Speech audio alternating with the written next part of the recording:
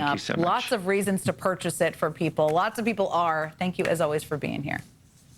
You're welcome. My pleasure. Coming up, CBS News' 60 Minutes program has long been a storied journalistic institution. It's a must-see on every Sunday for so many people, one that's consistently the #1 rated news program. And today, the MAGA-friendly management at CBS News blew it up. Former ABC News journalist Terry Moran knows more than anyone else that what can happen when politics interferes with journalism, and he joins us live next.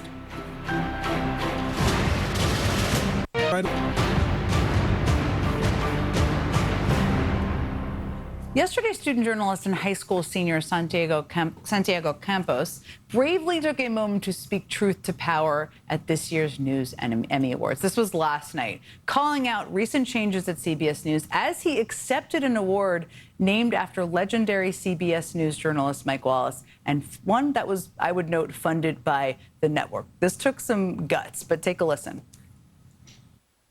I want to thank CBS News for funding this generous gift towards my education. I want to also acknowledge how the recent direction of the outlet stains the legacy of Mike Wallace, the namesake of this scholarship. As corporate elites take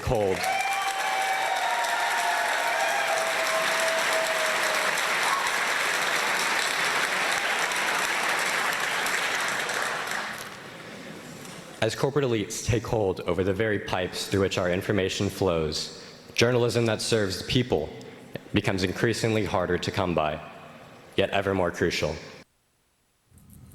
CBS News was once, well, I noticed the clapping in that room. I'm just going to note there. And that is a room of serious journalists doing all sorts of work. But CBS News was once, of course, one of the most respected news organizations in the world.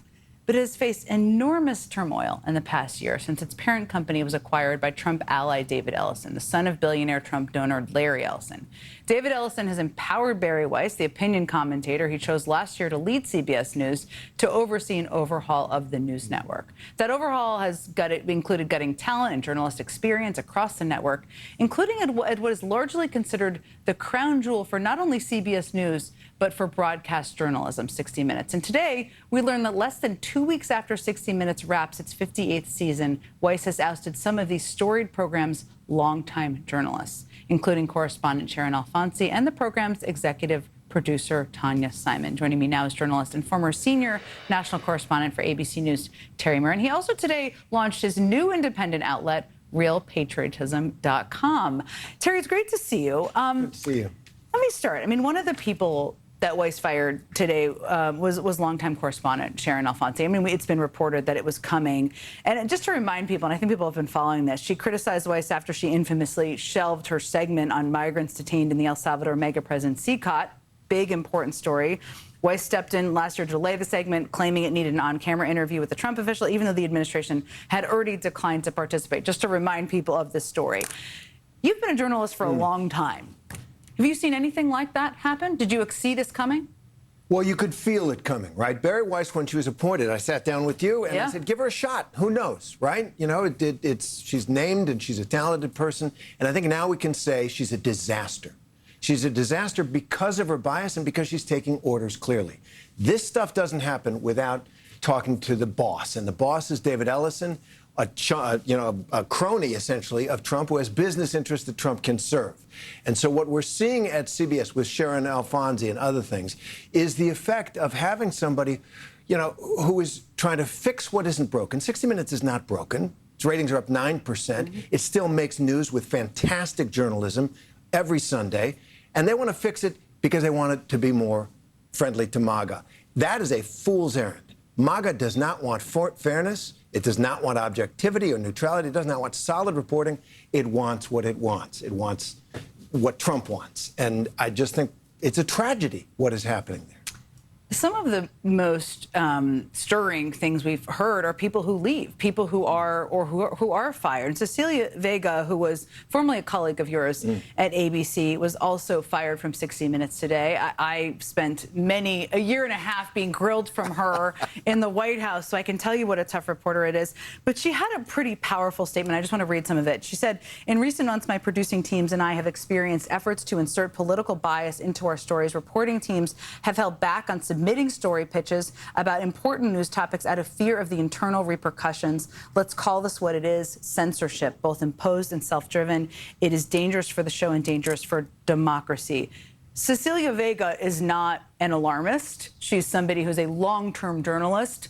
What'd you make of that statement, especially coming from her? She's one of the best reporters I've ever worked with, and a person who is fearless and rock-solid integrity. Behind the scenes at ABC News, she spoke up for stories that she believed were important. She was one of the leading Latina journalists in America. She spoke that way. She improved the editorial discussion. And apparently at CBS, that's not wanted, right? And what I know about Cecilia is that she is fearless. She will stand up for what she believes in. And that probably really bothers somebody like Barry Weiss, who is trying to turn this crown jewel of American journalism into something that she can present to the president and to her boss, the friend of the president. Do you think they're intentionally trying to kill 60 Minutes? Or it's just happening because of incompetence or something else? Part of it is incompetence. The new guy that they've hired, Nick Bilton, is talking about, we got to go after, you know, these new spaces, independent spaces like where I am and stuff like that. That's great. If it ain't broke, don't fix it. That's the first rule of management. 60 Minutes is a hugely successful program. It has impact in the culture that almost nothing else in network television does anymore, and they're destroying it. Right? Sharon Alfonsi gone, Cecilia Vega gone. Anderson Cooper just said, I'm out, right?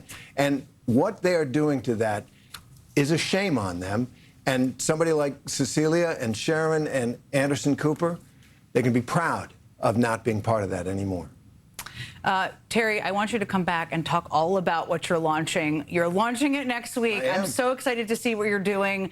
What time can people see you? 2 p.m. in the afternoon live, but we're going to put it out on YouTube and everything else. It's a call-in show, 3 stories, the big stories of the day. Come Anyone can call in. Find Terry Moran. He knows lots of things. Thank you so much for being here. Thanks, Jen. Okay, coming up, Lawrence O'Donnell has Congressman Jamie Raskin, Senator Cory Booker standing by. You won't want to miss those interviews. We'll be right back.